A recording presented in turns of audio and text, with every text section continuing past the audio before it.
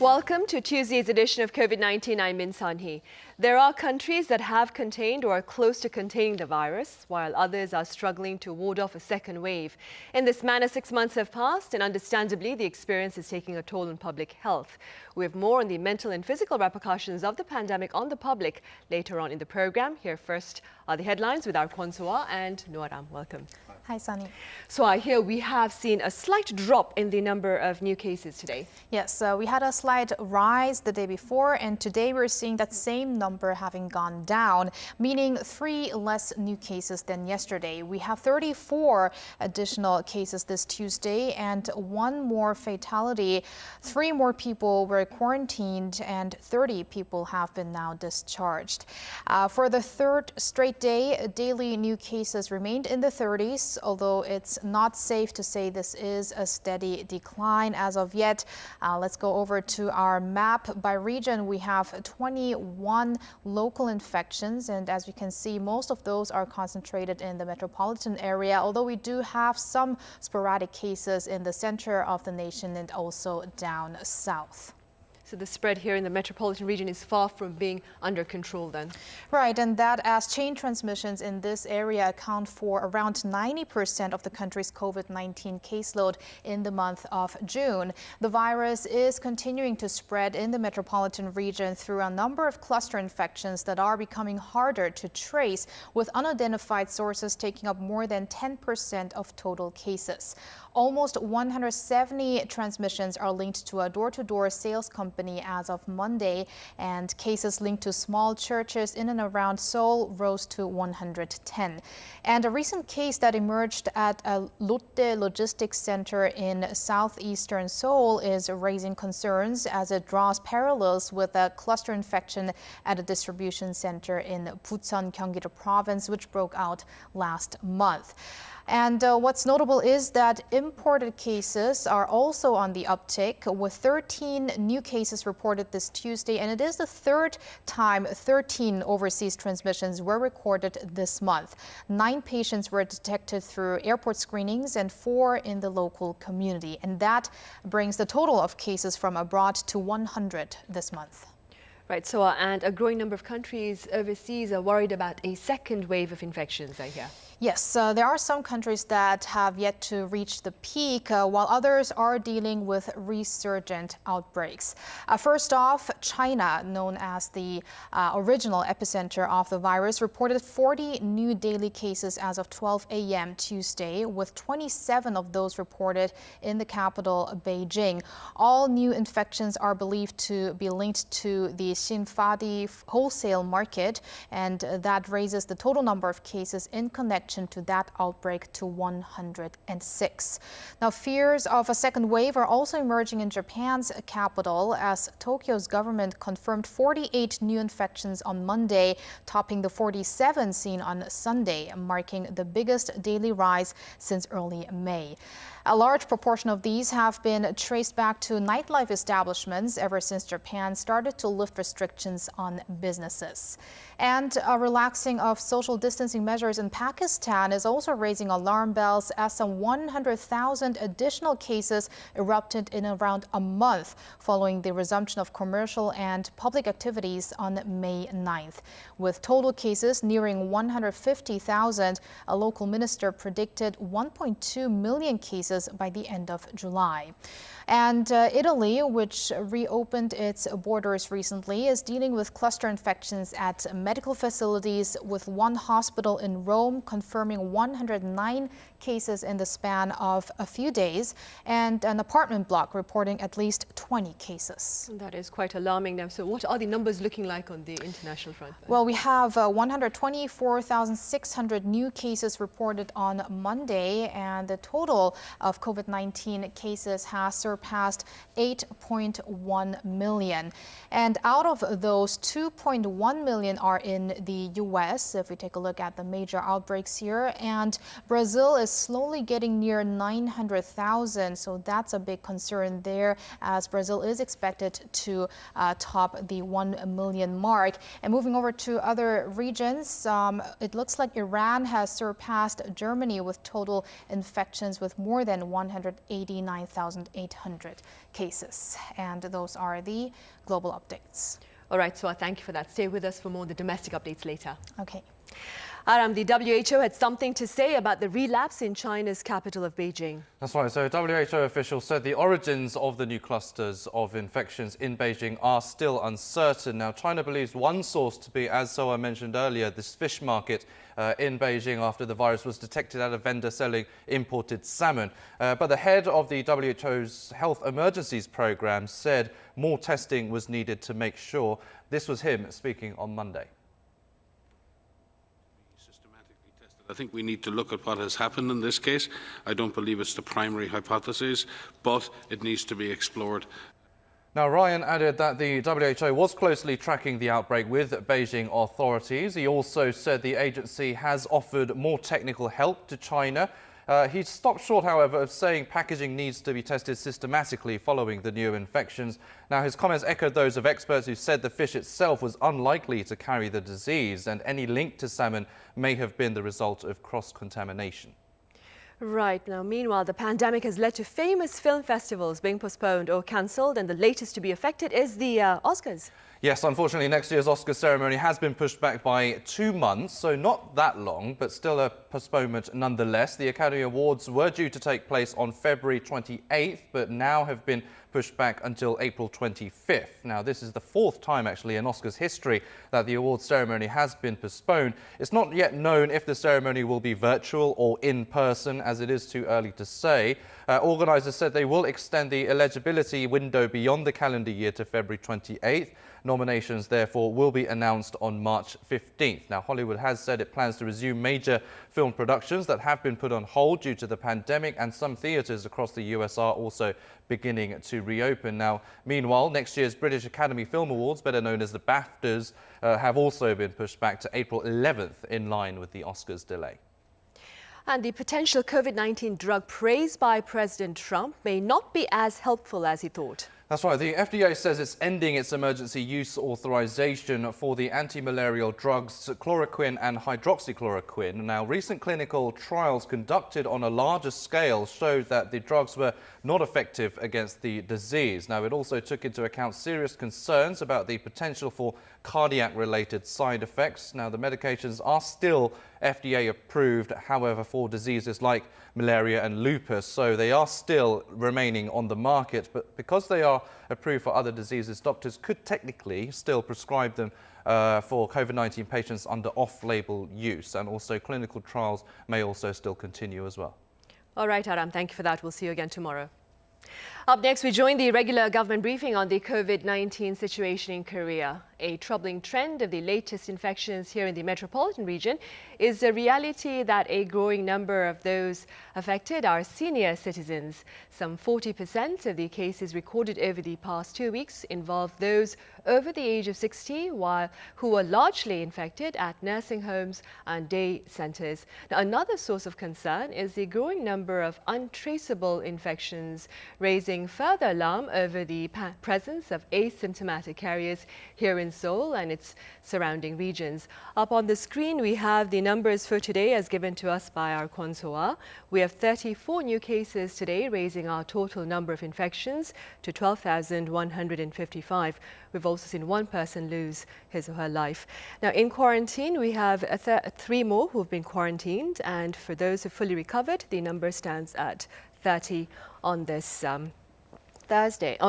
Tuesday, that is. Now, because of the presence of asymptomatic carriers and the reality that senior citizens are being more infected by COVID-19, tougher quarantine measures have been extended here in the metropolitan region until the recent surge subsides. The scanning of QR codes at high-risk facilities has become mandatory to allow the prompt tracing of individuals in the case of an outbreak at the venue. The information will be stored for 4 weeks only in response to privacy concerns. Health authorities are also strongly recommending online religious activities and online classes for cram schools as well. Now, we are still waiting for that briefing to commence, and perhaps while we wait, we can take a look at the daily life quarantine guidelines as revealed by the government earlier on. Now, the first guideline, we have news that the briefing is about to start, so we'll come back to you afterwards. Thank you.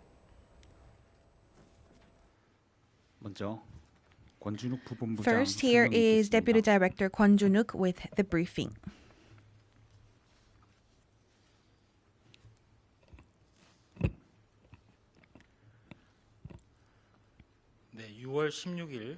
Let us begin our regular briefing for June 16th, Tuesday, on the COVID-19 response.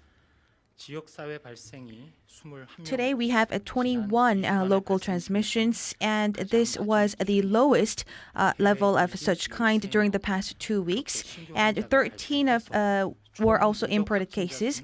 So this makes the total number of cases standing at 12,155.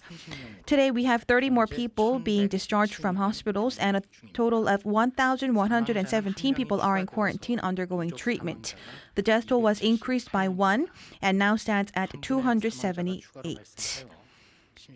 And I extend my deepest condolences to the deceased and the members of the bereaved family.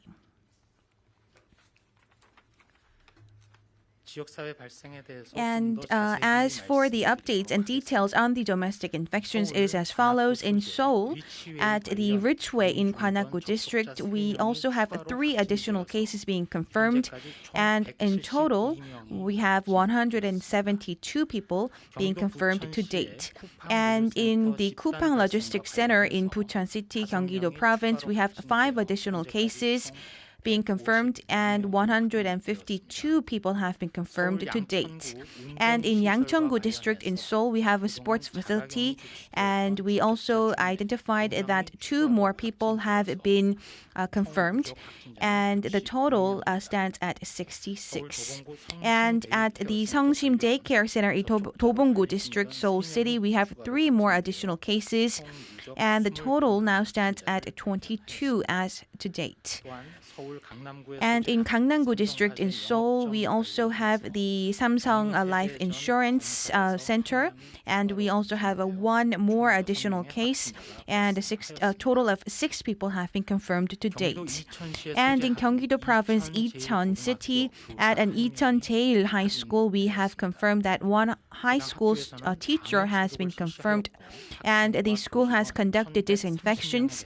And we have conducted diagnostic tests. We will be conducting diagnostic testings for about 1,030 people who are students and faculty members there.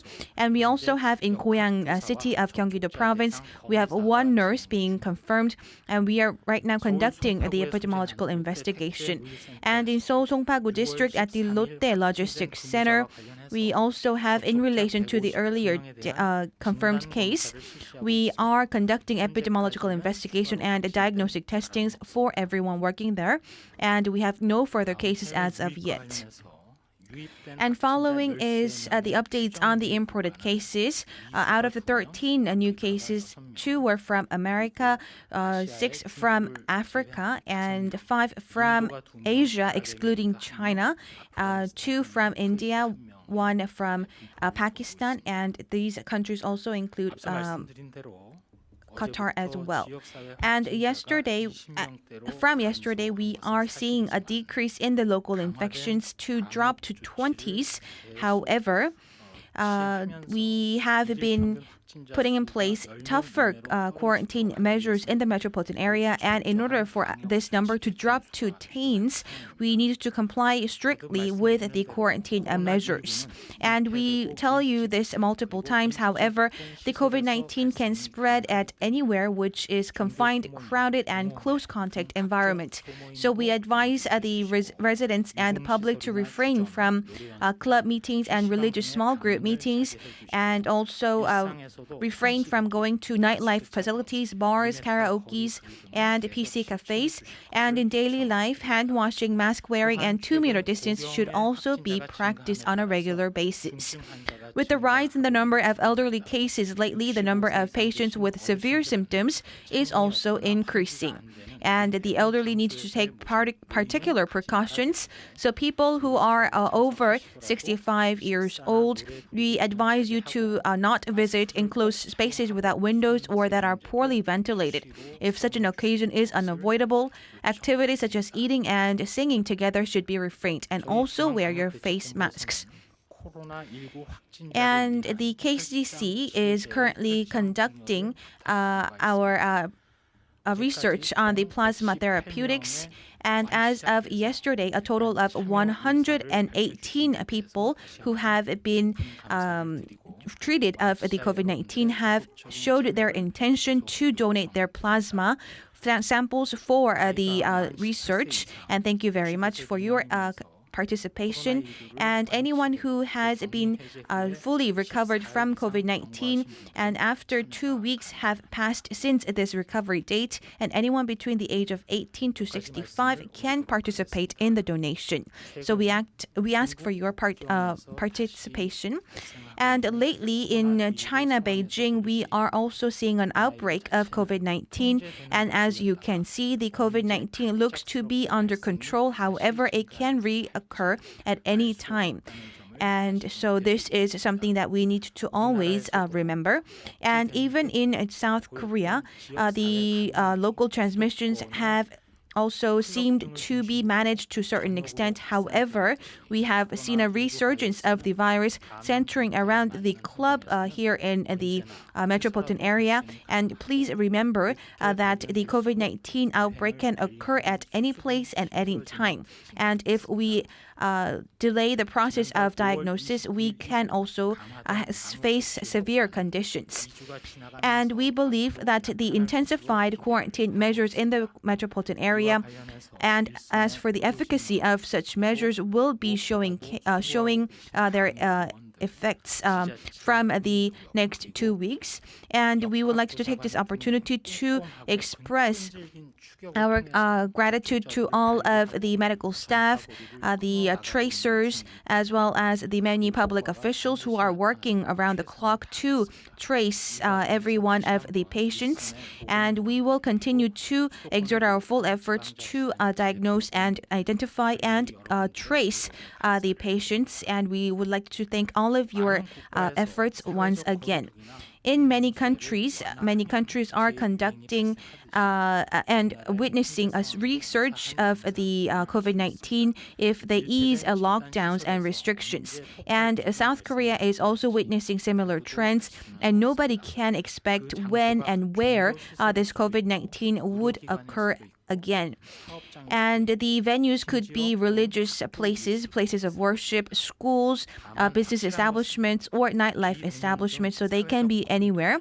But one thing is clear. It is clear that if we keep our personal hygiene measures, including wearing a face mask, hand washing, and social distancing, we believe that these venues could curb further large scale of widespread cluster infections.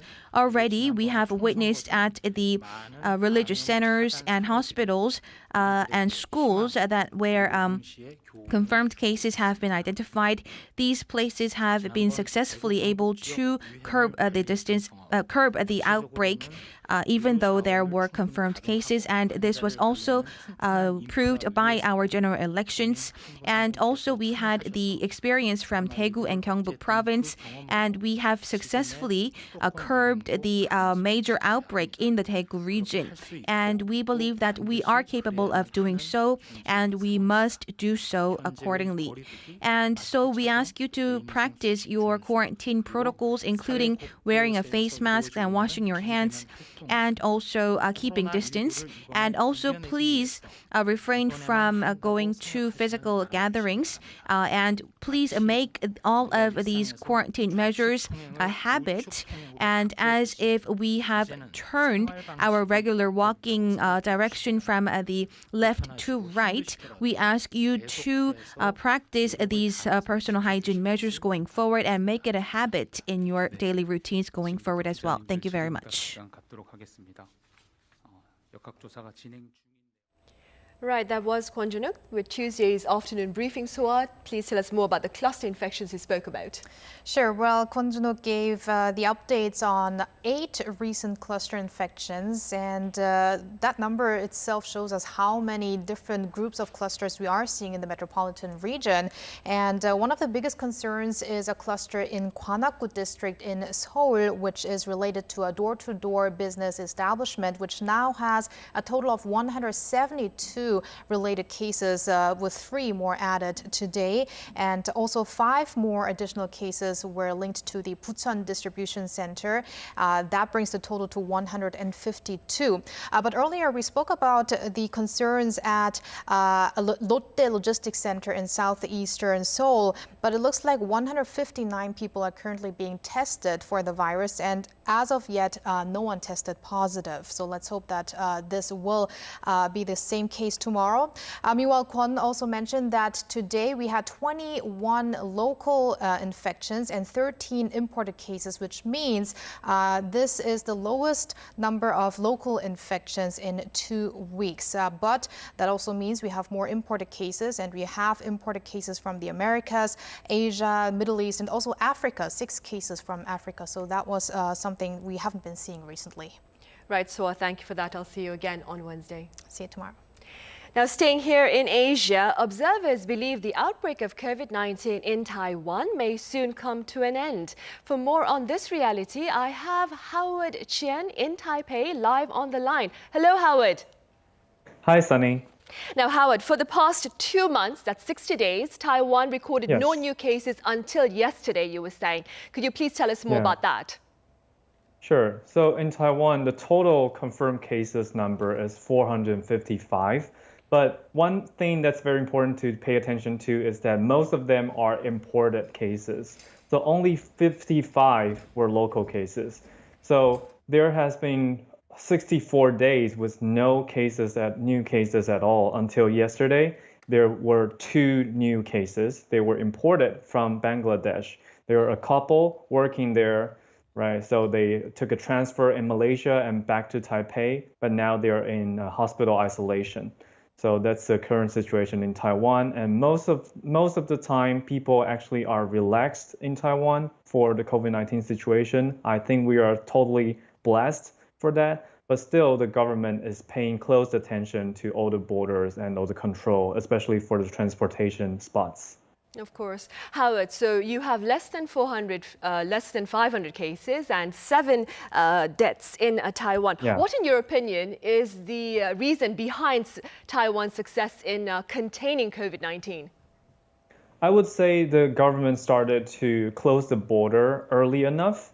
I think that is critical because we took this seriously, and actually most of us here in Asia, I believe, took this seriously very early on for the outbreak.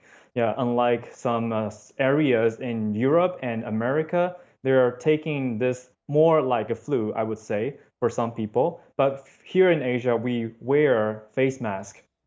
We started to wear face masks since early on of the outbreak. So I think that's one key. And anywhere we go in Taiwan, especially during the critical period, we are taking people's body temperature. I mean, there's a temperature checking gun.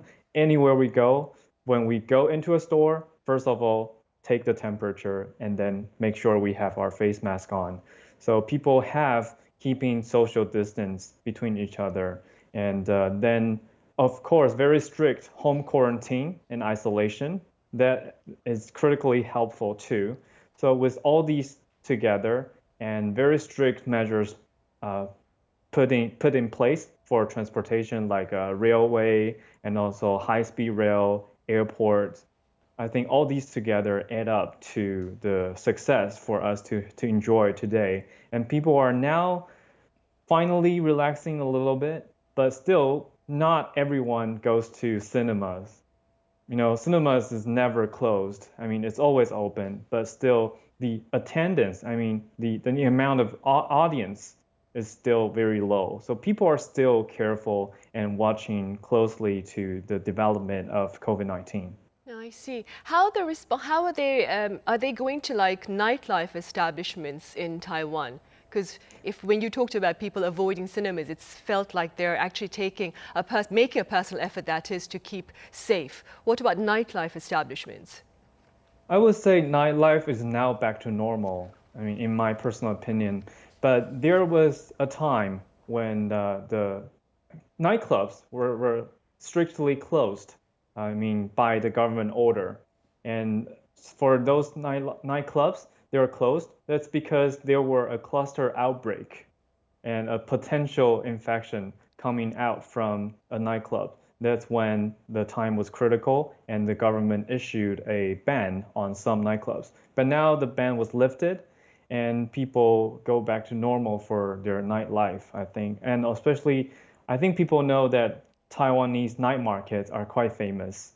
And in the night market, it's not that easy to keep a personal distance or social distance. But still, people are making an effort to try to stay away from people as much as possible.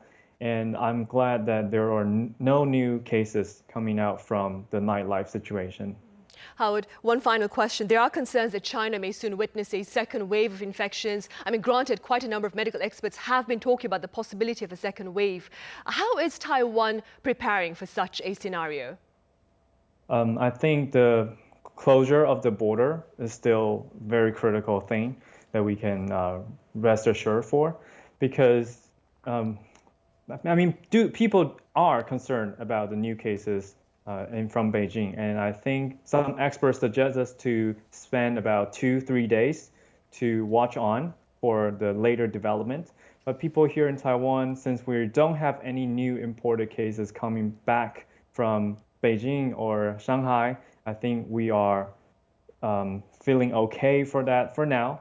Yeah, just that with the 2 new imported cases, I think people are getting more and more careful now. All right, Howard, thank you very much for joining us live with your thoughts. Thank you, Sunny. Thank you so much.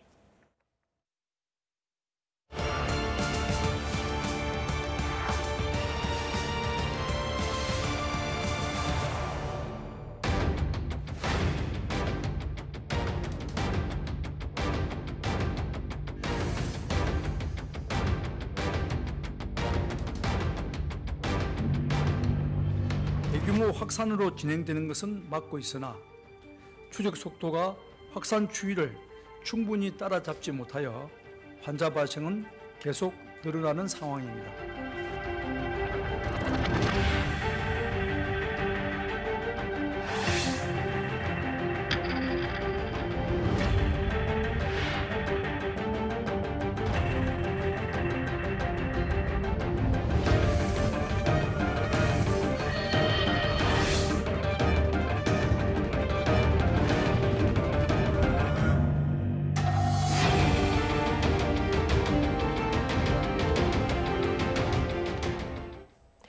With the pandemic having become a prolonged plight, it's taking both a physical and psychological toll on not only patients, but also people in general, including professionals at the forefront of the battle against COVID-19. For more on this unfortunate reality, I have 2 medical experts here in the studio. I have Dr. Yu Byung-wook from Sun천향대 University Hospital. Hello, Dr. Yu. And I also have Dr. Won Eun-soo from Chaum Life Center. Hello, Dr. Won. Now, Dr. Yu, we'll start with you. Korea is currently seeing a sporadic cases of cluster infections. If you were to highlight a striking aspect of the latest infections, what would you point to? Well, these days, these infections are characteristic for the aged peoples.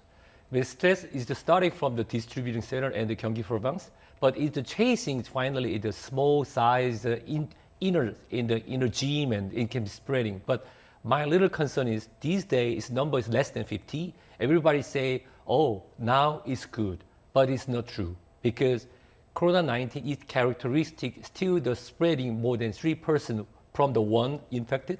So it's a lot never change. Only we can misunderstood number of the patients is infected and confirmed less than 50 look like good, but silent spreading still on Korean society. But my concern in latest confirmed the case of the COVID-19 is aged people in it can be the victims of the COVID-19 we have experienced from the Daegu Gyeongbu province already. So we have to watching about it. Young people are the kind of skipping the symptoms and they don't have anything. But finally, like the boomerang, finally kill the person who are aged. I see. And we're also seeing these cases in neighboring China and Japan, as we mentioned at the beginning of the newscast. Are we looking at a regional second wave of infections, do you think? Well, second waves not yet started. I would like to say second waves could become in the North Hemisphere from the October or November, same season like the influenza is coming together. These days, we are worried about because each government started to open the society because their economics is depressed, so they have to open again, which means the people, they understood, we can move around, we can go out because the signal from the government say, now it's okay, seems to, but Corona-19 with us, as usual. So this is kind of natural response.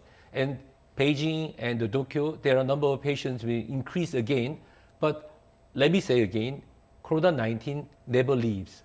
They're still with us. So unless we find a vaccine or a treatment, it's going to eventually... Yes, my small wishes and hope is Corona-19, its character, if the same is like the SARS coronavirus, it was 2003, it can be the disappear in the 2-3 years after the big waves, but still the vaccine and the invest of the medicine is still behind. I see. Dr. Won, keeping in mind what Dr. Yu just said then, what would the impact of a protracted COVID-19 scenario have on public health, do you think? Right. The initial reaction was actually anxiety and fear of the virus itself. But now the anxiety is born into the secondary effects, such as economic burden.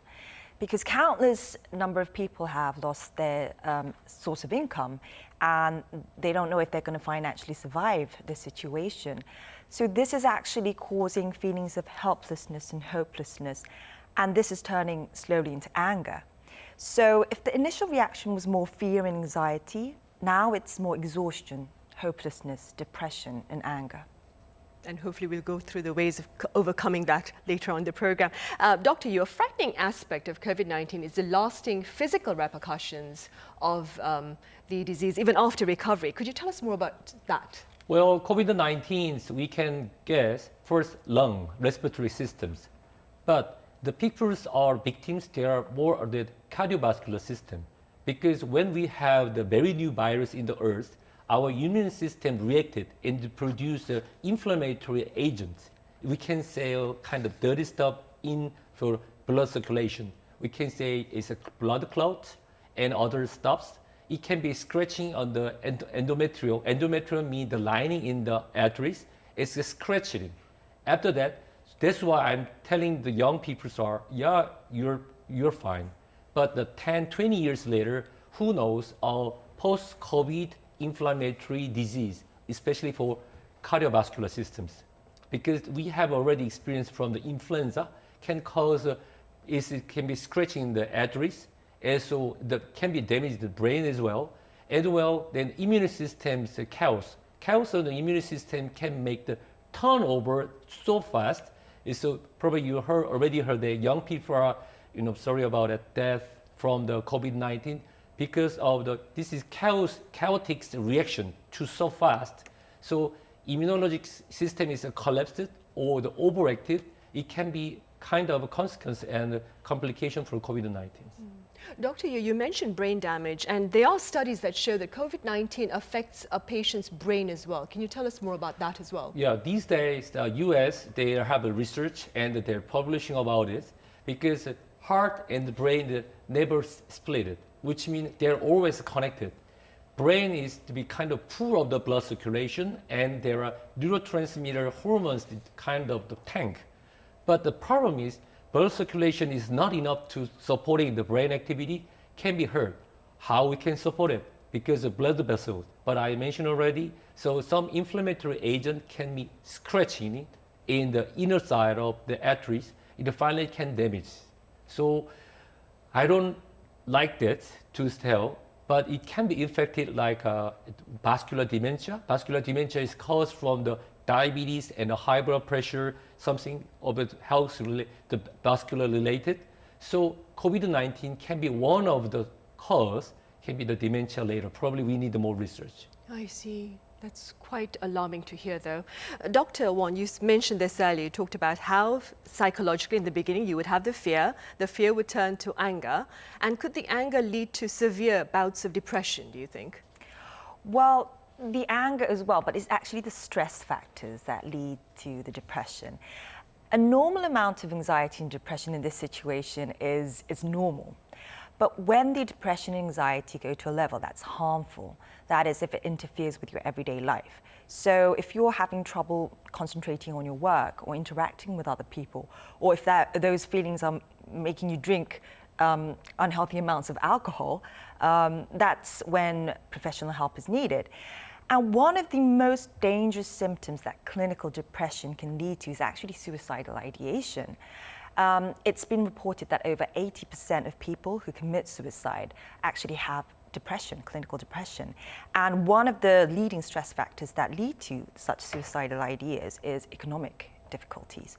So I really do think that the depression and anxiety caused by COVID-19 related stress factors, people should take it seriously. And of course, these factors also affect professionals at the forefront as well. We have cases of nurses and doctors who are isolated from their families or perhaps are not able, who also fear, of course, contagion. How could they work to kind of ease the psychological impact of COVID-19 on themselves? Right. Well, there are many studies, even during the SARS epidemic, that these healthcare workers, they suffer severe depression, anxiety, post-traumatic stress disorder, insomnia. And I really do think for their mental health, experts should intervene. So programs that provide preventive measures such as mindfulness or educational materials, or in the moment measures such as hotlines or crisis support, and even treatment measures such as telepsychiatry that offers therapy or pharmacotherapy if needed. And also, these kind of mental health care should not just be conducted in emergency situations, but should be provided long-term, even far more after the pandemic has ended. And aside from the psychological impact of COVID-19 on these professionals, we've also heard of professionals, these doctors and nurses, well, nurses actually, that's what I heard, had suffered from heat stroke. Are we taking the health of our medical experts for granted, Dr. Yu? Well, fortunately, because there are many volunteers in our hospital that work for the screening triage center. So before that, I worked every Sunday in the screening triage for COVID-19. February and March and April was good for us because it's not much hot. But these days, I'm engaged 27th this month and the Saturday for the 4 hours of my volunteer work. I'm so afraid about it because my colleagues and my dear nurses, they're always exhausted and dehydrated. So that sometimes they're fainting. But these days, my urologist concerned about it because too much dehydrated, there are no way to hydrate it well. The kidney stone can be happening. So as well, the heat stroke and the heat exhausted, it will be very high risk for the person who had a heart disease too. So these days, we recommend less than 50 years old medical professional only work on it. But some volunteers, like me, more than 50 can volunteer it. They have the risk about it. So I heard that 대구경북 province, there are many volunteer medical professionals. There are no limited of the age, but the people who work in this hot summer ever in the last 10 years are a little concerned. But this doesn't work because level D protection, even though we have a fully air conditioning, but inside is kind of hot pot. I see. The protective gear that you're wearing. Yes. I see. Dr. Won, you mentioned how we should seek professional help if we are feeling depressed, but all of us feel blue once in a while. And I'm wondering, when should we seek such professional help? When is the right time? When do we know we need to get some medical attention for what we're feeling? Mm-hmm. We actually have a terminology for depression that's out of normal range and needs clinical intervention. It's called major depressive disorder, in short it's MDD.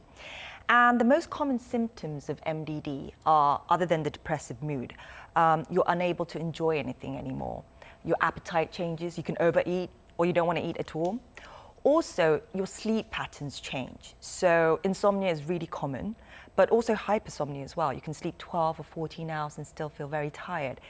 And your sleep pattern is a very, very important indicator of your mental health.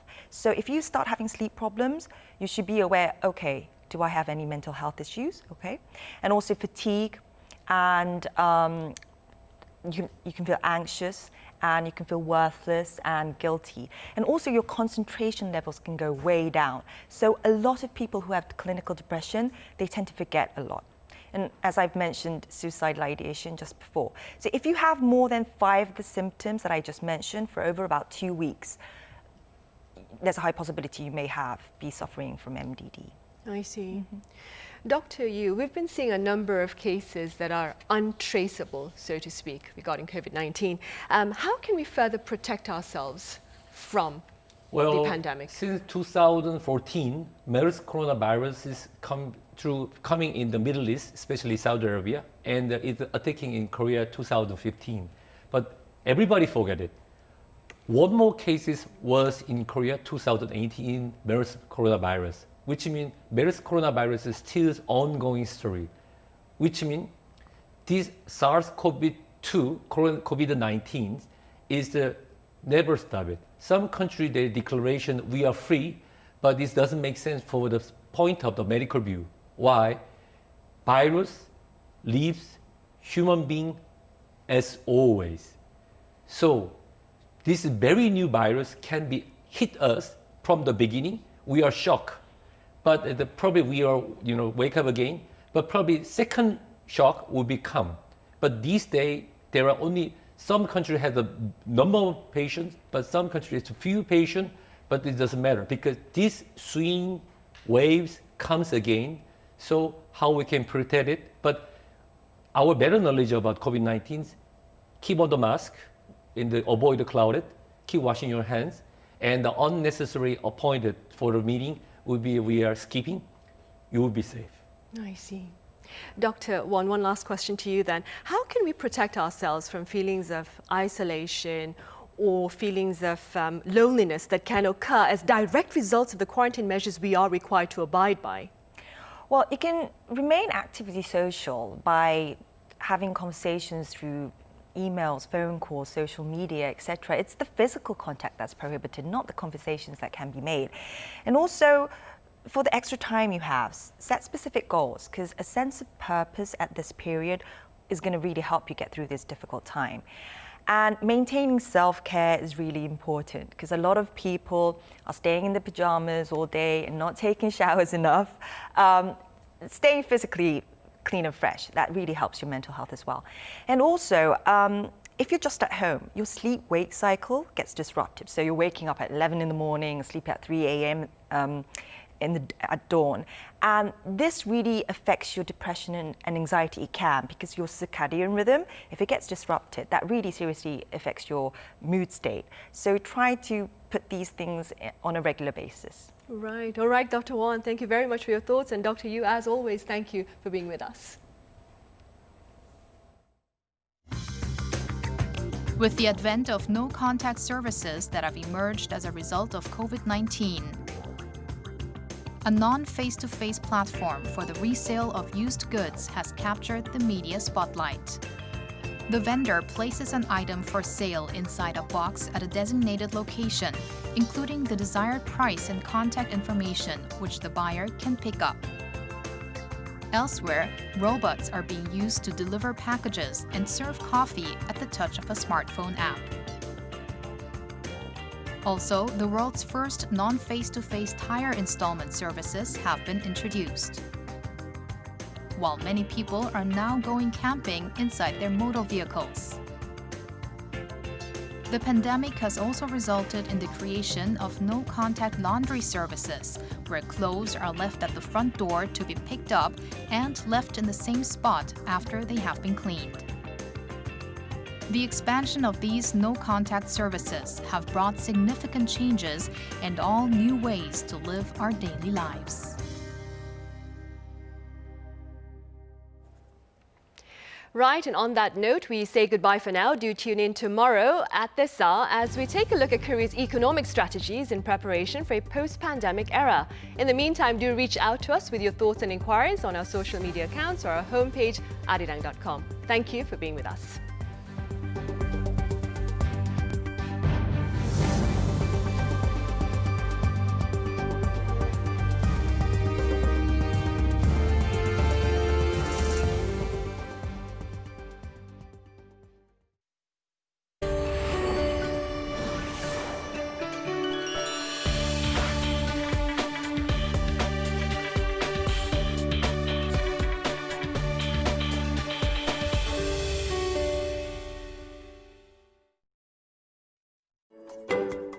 Solo camping, a creative and safe way to travel during the COVID-19 pandemic. It minimizes contact with other people while satisfying your craving to go outside and experience something new. If you have a hankering for travel, hop into your car and enjoy the solitude for the weekend. It will bring you closer to nature and give you some much-needed time to relax and recharge. New normal, new challenges.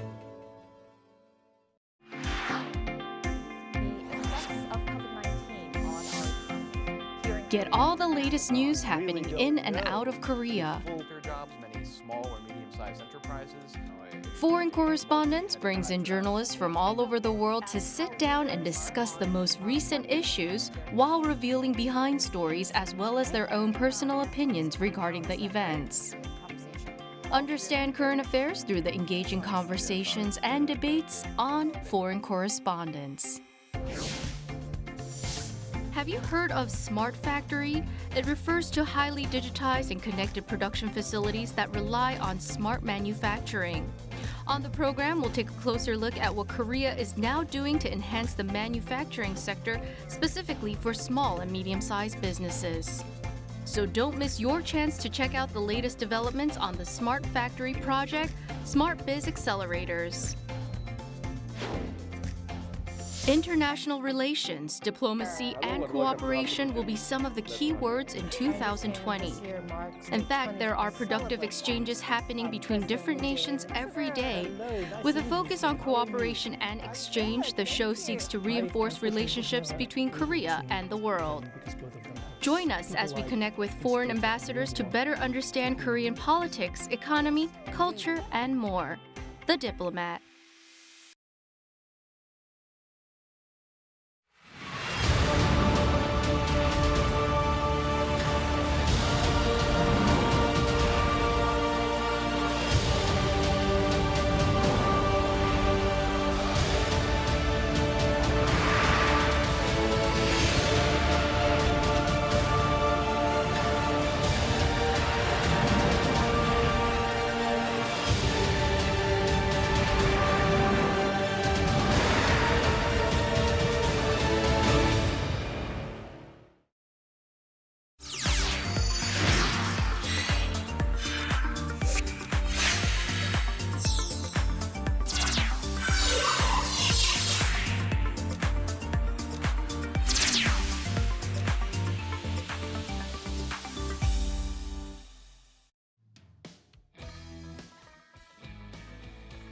A slump in the manufacturing sector that has been caused by the COVID-19 crisis can damage the national economy.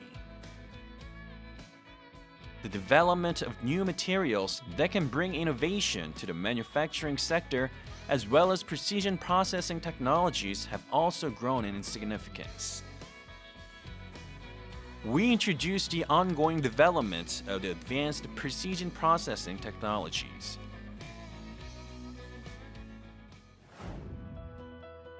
Along with the shutdowns of factories because of the COVID-19 pandemic, the manufacturing sector is expected to face a significant downturn.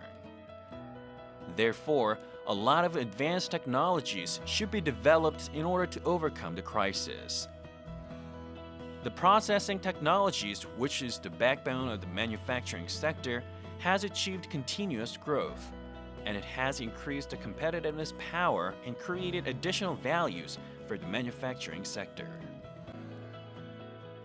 미세 가공 분야는 가공 장비에 필요한 부품뿐만 아니라 가공 공정, 공구, 측정 등 다양한 기술이 필요한 분야로서 가공 분야에서는 가장 핵심 기술로 인식되어 왔습니다. 코로나19 이후에 다른 분야와 마찬가지로 글로벌 서플라이 체인이 정상적으로 작동되기 힘든 시기에 도래했습니다.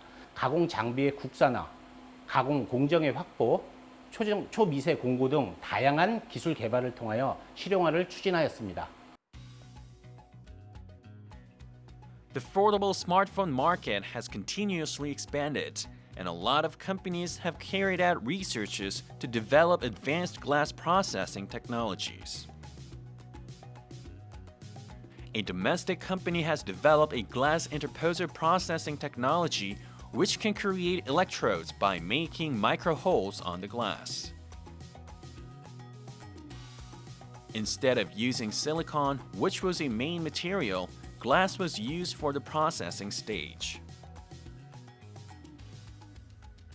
최근에 연택 기술이라 해서 코로나가 나오면서 굉장히 각광을 받는데 거기에 굉장히 필요한 것들이 바이오 센서입니다. 그래서 바이오 센서를 가공하는 데 있어서 그 유리에 미세한 홀을 뚫고 거기 그 미세한 홀을 뚫을 때 굉장히 고속으로 그리고 하이 에스펙트 레이시오를 갖는 그런 특성을 갖는 그런 홀을 뚫는 기술입니다.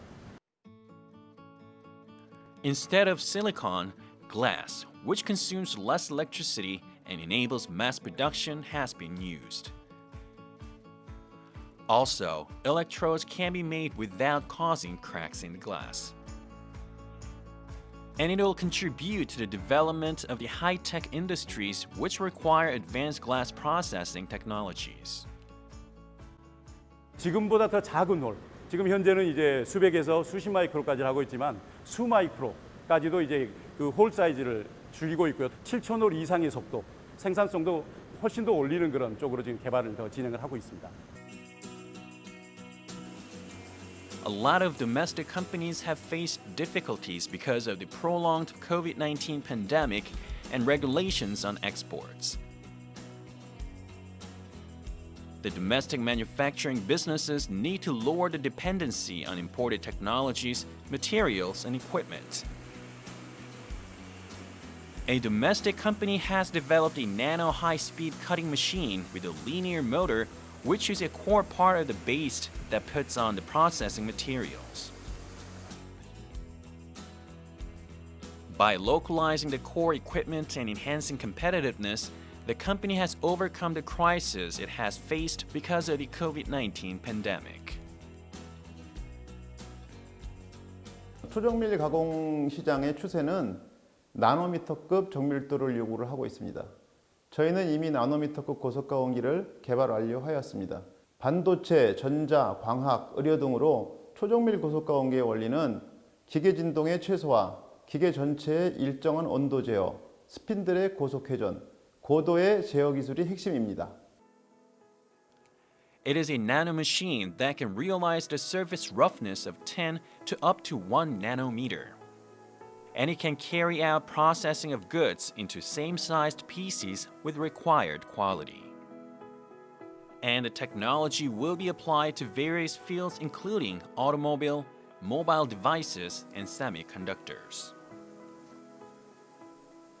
코로나로 인해 외국산 장비의 반입 및 설치가 어려워졌고 기존 사용 중이던 외산 장비가 수리가 지연되어 국산으로 대체하는 고객층이 늘어 1, 2분기 매출이 작년 대비 30% 이상 늘어났습니다.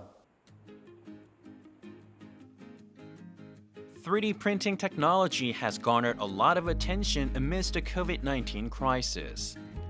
And a domestic company has developed a new ceramic material for a 3D printer.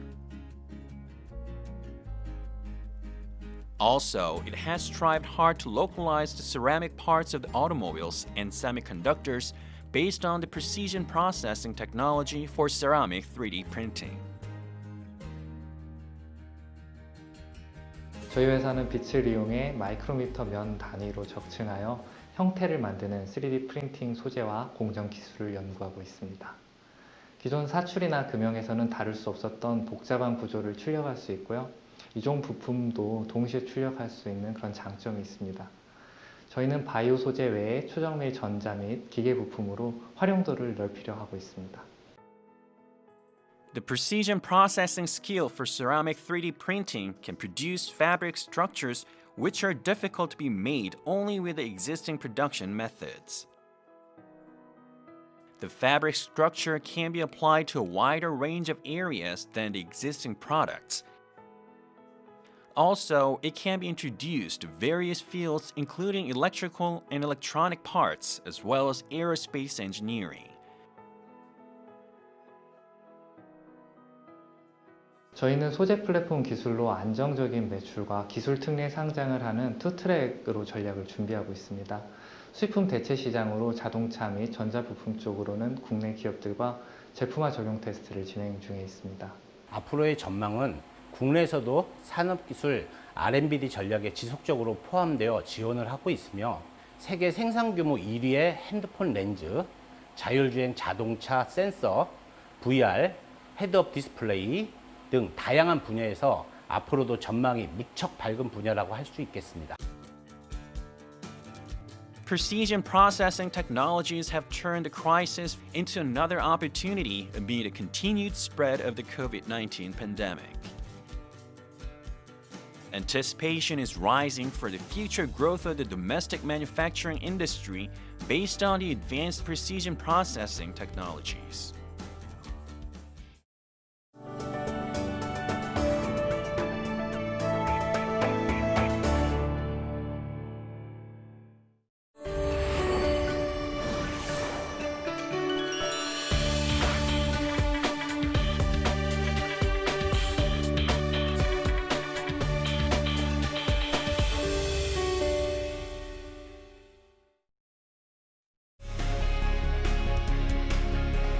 What can this door be?